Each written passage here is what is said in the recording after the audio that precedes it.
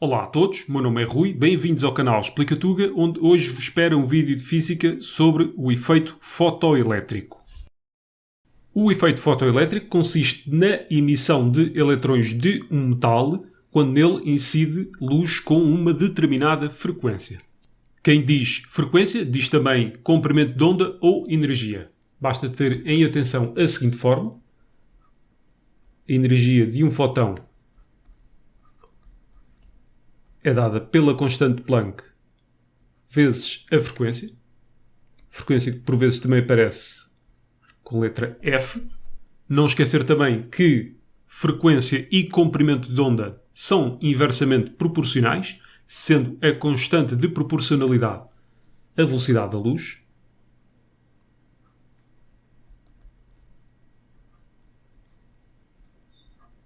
Se juntarmos estas duas fórmulas, ficamos com energia do fotão igual a hc sobre lambda, que é o nosso comprimento de onda.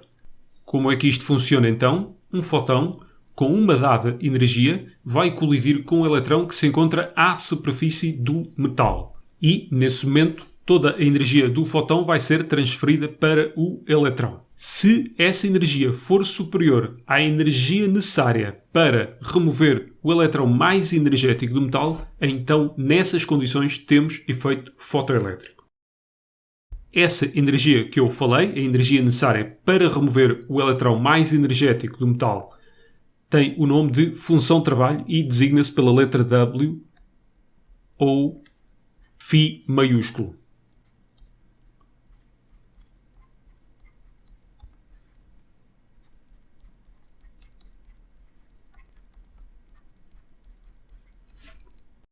Vamos agora imaginar aqui vários cenários para compreender isto melhor. Vamos imaginar que a energia do fotão é de 10. Eu não vou pensar aqui em unidades, é só para compreender isto melhor. Vamos agora pensar que a função de trabalho tem o valor de 7. Bem, em que é que o eletrão vai gastar a energia que recebeu mais? Vai gastar em energia cinética. Se continuássemos a aumentar o valor da energia do fotão, então o eletrão ejetado teria cada vez mais energia cinética, ou seja, teria cada vez mais velocidade. Se nestas condições nós aumentássemos a intensidade da radiação, e aumentar a intensidade da radiação significa que vamos ter mais fotões a chegar à superfície do metal, aquilo que nós verificaríamos era o seguinte: tínhamos cada vez mais eletrões a serem ejetados do metal, mas todos eles teriam sempre o valor de 8 de energia cinética. Ou seja, nós não conseguimos variar a energia cinética aumentando a intensidade da radiação. Outra coisa importante a reter: se a nossa função de trabalho tiver, por exemplo, o valor de 8, e a energia do fotão for apenas 4, nós não podemos ter 2 fotões a interagir com um eletrão. E, mais uma vez, nestas condições, se aumentássemos a intensidade da radiação, nós não íamos observar absolutamente nada.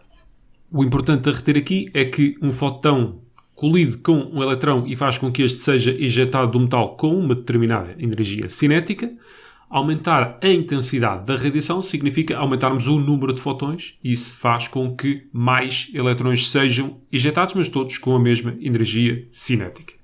Eu até posso dizer que a energia do feixe é de 1000, mas o que é verdadeiramente importante é a energia que cada fotão pode transportar. E esse valor é sempre proporcional à frequência, por esta fórmula que aqui está. Nada disto que acabámos de falar fará sentido se atendermos ao caráter ondulatório da luz, esquecendo a sua natureza corpuscular. A radiação só pode ter valores discretos de energia, e a esses valores discretos de energia está associada uma partícula que é o fotão. E com esse ponto de partida conseguiu então Einstein explicar aquilo que a evidência experimental nos mostrava no que respeita ao efeito fotoelétrico. Aqui, nesta figura, temos representada uma célula fotoelétrica. O que é que está a acontecer? Temos uma radiação incidente com uma determinada frequência, que será, neste caso, superior à função de trabalho, e, em consequência disso, vamos ter eletrões a ser ejetados à superfície daquele metal. Lembrar aqui uma coisa importante. É que, na prática, nem todos os eletrões terão a mesma energia cinética. Por um lado, temos a questão da direção, ou seja, os eletrões vão ser ejetados para todo o lado e mais algum. E há a questão da intensidade. Lembrar que estes eletrões podem estar inicialmente numa zona mais profunda do metal, não esquecendo também a possibilidade de colisão com outras partículas. Tudo isto junto fará com que nem todos eles tenham o mesmo módulo de energia cinética. Ou seja, aquela energia cinética que eu há pouco mostrei no diagrama será não mais do que a energia cinética máxima. Ou seja, a energia do fóton será igual à energia cinética máxima mais a função de trabalho. Apesar de tudo, alguns destes eletrões irão atingir ali aquela placa, estabelecendo-se então um fluxo de eletrões, ou, dito por outras palavras, será observado neste circuito uma intensidade de corrente que vamos ler ali no amperímetro. Agora, teremos alguma forma de garantir que todos estes eletrões possam chegar ali àquela placa? E então aí vou mostrar-vos o próximo boneco. Como é que nós vamos fazer isso? Vamos criar aqui uma diferença de potencial, de forma que estes eletrões sejam atraídos para aquela placa. Então, à medida que eu for aumentando essa diferença de potencial, mais e mais eletrões vão conseguir atingir aquela placa. Até atingirmos um ponto em que todos os eletrões ejetados vão atingir aquela placa. E, nesse momento, atinge-se o máximo de fluxo de eletrões neste circuito, a que se dá o nome de corrente de saturação. Agora, uma coisa importante. Se nós continuarmos a aumentar a diferença de potencial, nós não vamos observar diferenças na corrente. Porquê? Vamos pensar de uma maneira muito simplista. Se não mexermos na intensidade de corrente, nós temos ali 10 fotões que poderão interagir no máximo com 10 eletrões. E nós já garantimos que esses 10 eletrões vão chegar a outra placa. Por isso, a partir daí, nós não conseguimos aumentar mais o fluxo de eletrões. Agora, se mexermos ali na intensidade da radiação, vamos imaginar que estamos a aumentá-la, então mais eletrões serão ejetados e maior será então a corrente de saturação a partir do momento em que nós garantirmos que todos esses eletrões ejetados vão chegar ao outro lado. Vamos acabar de analisar a metade direita destes gráficos. Nós temos aqui duas frequências diferentes e a mesma corrente de saturação.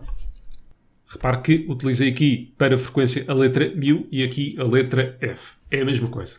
Desde que estas duas frequências sejam superiores à função de trabalho, então o número de eletrões ejetados será o mesmo. Isto porque esses só dependem da intensidade da radiação. É por isso que a corrente de saturação é a mesma, independentemente da frequência. Agora vamos inverter a polaridade ali no nosso gerador. Neste caso, estes eletrões estão a ser repelidos por aquela placa. Lembrar que há um destes eletrões que está perfeitamente alinhado com aquela placa e cuja energia cinética é a energia cinética máxima.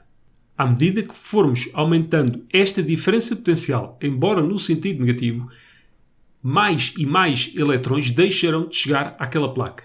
E o fluxo de eletrões vai cair e, em consequência disso, também a intensidade de corrente. E nós vemos sempre a intensidade de corrente a diminuir à medida que aumenta em sentido negativo a diferença de potencial. Existirá um ponto em que até aquele eletrão que teria energia cinética máxima, até esse eletrão deixa de conseguir chegar àquela placa. E então, a partir do momento em que o fluxo de eletrões deixa de existir, a intensidade de corrente é nula. E ao simétrico do valor lido ali no voltímetro, nós damos o nome de potencial de paragem, que é este U0. A questão do simétrico é só para que o valor de U0 seja positivo.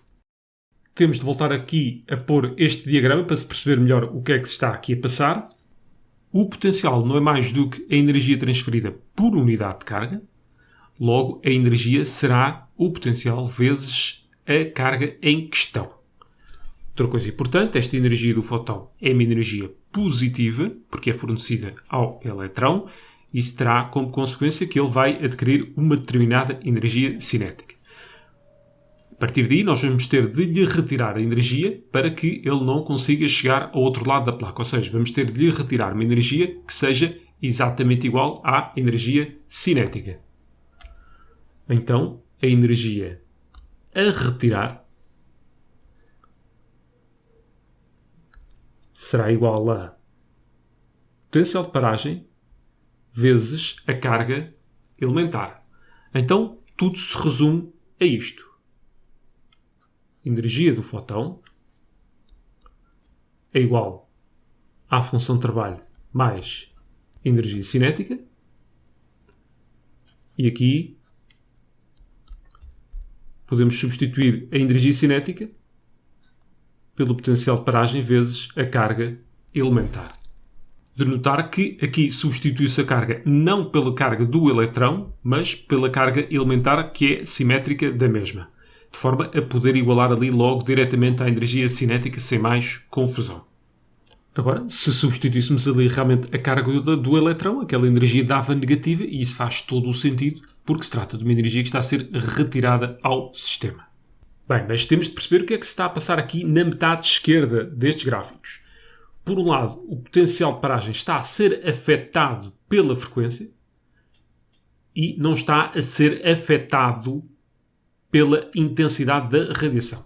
O potencial de paragem é aplicado no sentido de compensar a energia cinética, por isso, quanto mais energia cinética o eletrão tiver, maior será o potencial de paragem. E é isso que está aqui a acontecer. Neste caso, a frequência 1 será maior do que a 2, o que fará com que os eletrões em 1 sejam ejetados com mais energia cinética, logo vamos precisar de um maior valor em módulo de potencial de paragem. Já a intensidade faz com que cada vez mais eletrões sejam ejetados, mas todos eles com a mesma energia cinética, por isso o potencial de paragem não se altera. Nada como ver isto na simulação, depois eu deixo o link na descrição. Vamos começar por acender a lâmpada, aumentando aqui a intensidade. E aquilo que se observa são vários eletrões a serem ejetados, cada um com a sua energia cinética. No entanto, alguns terão a energia cinética máxima. Se aumentarmos a intensidade, aquilo que se observa é que mais e mais eletrões serão ejetados. Eu aqui até posso aumentar a diferença de potencial. No entanto, não se observa propriamente a corrente de saturação. Isto porque todos os eletrões que aqui estão representados já tinham a direção certa. Sendo assim, vamos à procura do potencial de paragem. Temos que andar aqui para o outro lado. Neste momento, os eletrões começam a ser repelidos por aquela placa. Reparem que, por exemplo, aquele eletrão ali já não vai atingir aquela placa. E a corrente elétrica está a baixar. E agora vamos ter que diminuir aqui aos poucos até a corrente elétrica cair. Baixou um pouco, no entanto, ainda alguns eletrões conseguem atingir a placa. É por isso que a corrente ainda não é nula. Vamos para ir para 0,80 e reparem que a corrente já é nula, nós estaremos então ali bem perto daquilo que é o potencial de paragem. Reparem que mesmo os eletrões mais energéticos não conseguem atingir ali aquela placa. E é isto que se faz na prática, ou seja, diminui-se gradualmente a diferença de potencial até se deixar de observar a intensidade de corrente. Agora, é importante que os elétrons fiquem ali infinitamente próximos de chegar àquela placa, porque só nessas condições é que podemos dizer que o potencial de paragem compensou a energia cinética que eles traziam. Já agora vamos experimentar aqui aumentar a intensidade de corrente nestas condições. E apesar de termos mais eletrões a serem emitidos, a verdade é que nenhum deles vai chegar àquele lado e o potencial de paragem não muda. Finalmente, temos aqui um exercício para resolver. A parte chata é que também temos mais um gráfico para interpretar. E neste gráfico estão aqui representados dois metais, o metal A e o metal B. Para cada um deles temos o potencial de paragem em função da frequência da radiação incidente. Na pergunta A, pedem-nos o seguinte: qual dos dois metais A ou B tem maior função de trabalho? Pegando aqui num metal qualquer, por exemplo, o metal A, aquilo que se verifica é que quanto maior for a frequência da radiação incidente, maior é o potencial de paragem em módulo. Isto faz todo o sentido, porque quanto maior for a energia do fotão, isto partindo do princípio que é superior à função de trabalho, maior a energia cinética, logo temos de aplicar um potencial maior. Por aqui as fórmulas que tínhamos há pouco. A energia do fotão é igual à função de trabalho mais a energia cinética máxima, que pode ser reescrito desta forma: função de trabalho mais o potencial de paragem vezes a carga elementar. A função do potencial aplicado é compensar a energia cinética dos eletrões ejetados. Se olharmos ali para aqueles dois pontos em que o potencial de paragem é nulo, neste caso, a energia do fotão iguala a função de trabalho. E facilmente se conclui que essa função de trabalho é mais baixa no caso do valor do metal A. Se pensarmos, por exemplo, numa radiação incidente com uma frequência de 4 vezes 10 elevado a 14, ela é suficiente para produzir efeito fotoelétrico em A, mas não em B. Isso significa, então, que a tal energia necessária para remover o eletrão mais energético é mais baixa em A. E se olharmos então ali até com mais detalhe, a função de trabalho A é igual a 3 vezes 10 elevado a 14 vezes a constante de Planck. Não estou a pôr aqui unidades, seria Joule. E aqui 6 vezes 10 elevado a 14 vezes a constante de Planck. Tira-se também daqui a mesma conclusão. Vamos à linha B. Eles pedem-nos a energia cinética máxima de um eletrão emitido pelo metal A, quando sobre ele incide uma radiação de 430 nanômetros. Nós podemos reescrever ali a primeira equação, resolvendo em ordem a energia cinética máxima. A partir do momento em que temos aqui comprimento de onda, podemos reescrever a energia do fotão da seguinte forma: Hc sobre lambda, menos, e, dizendo então respeito ao metal A, podemos pôr ali a função de trabalho, 3 vezes 10 elevado a 14 vezes a constante de Planck. Eu vou pôr aqui a constante de Planck em evidência. Aqui vai ficar C sobre o comprimento de onda, que não pode estar naquelas unidades, tem que estar em sistema internacional. 1 nanômetro são 10 elevado a menos 9 metros. E aqui, menos 3 vezes 10 elevado a 14. E, finalmente, obtém-se o valor de 2,63 vezes 10 elevado a menos 19 Joule. Questão C, que é apenas teórica. Qual o valor do ângulo θ e a ordenada na origem? Vamos pegar na segunda versão daquela fórmula.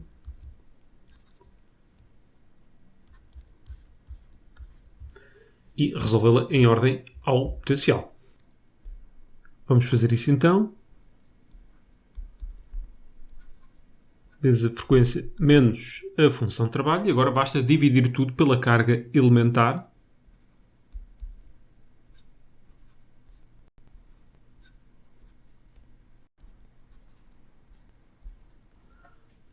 Olhando para o gráfico, o nosso potencial de paragem é o Y. O nosso X é a frequência. Sendo assim, o declive é dado pela constante Planck sobre a carga elementar. E temos aqui a nossa ordenada na origem. Bem, na verdade eles pedem-nos o ângulo e não propriamente o declive. Nós conhecemos a relação entre a inclinação de uma reta e o declive. Tangente θ é igual ao declive. E sendo assim o ângulo é igual ao arco tangente da constante Planck sobre a carga elementar. Aliás, uma das atividades laboratoriais que se faz tem como objetivo exatamente determinar a constante Planck a partir do declive da reta, isto experimentalmente, e depois compará-la com o valor tabelado. Assim se põe um ponto final no exercício. Foi um vídeo que teve uma introdução longa, mas creio que necessária. Apelo então para que façam a subscrição do canal, ponham um like no vídeo, podem também ativar as notificações. Até à próxima, beijinhos, abraços e apertos de mão.